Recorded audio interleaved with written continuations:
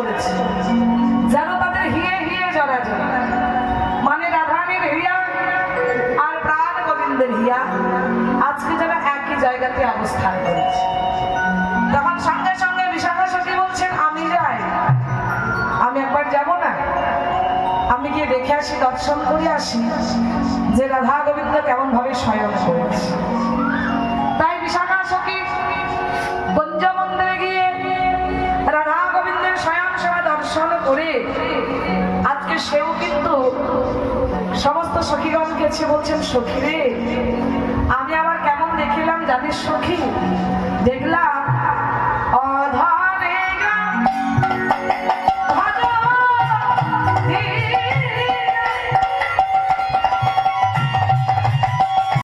এখন আমাদের রাধা গোবিন্দ যুগলে শয়ন করেছে। তাহলে আজকে রাধা গোবিন্দকে কেমন ভাবে জাগরিত করবো? আর জাগরিত না করলেও নয়, তা নইলে রাধা গোবিন্দের গোপন লীলা বৃন্দাবনে প্রকাশ হয়ে যাবে। হরি হরি। এমন সময় একসঙ্গে বলছে, এত চিন্তা কিসের, একটু ধৈর্য ধর, আমি কুঞ্জ মন্দিরে যাই, কুঞ্জ মন্দিরে গিয়ে দর্শন করে আসি, দেখে আসি যে রাধা গোবিন্দ কেমন শয়ন করেছে।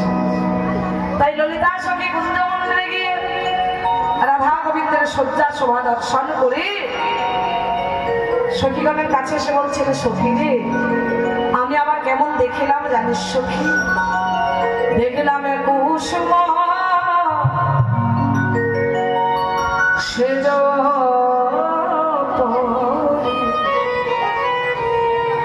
কিশোরী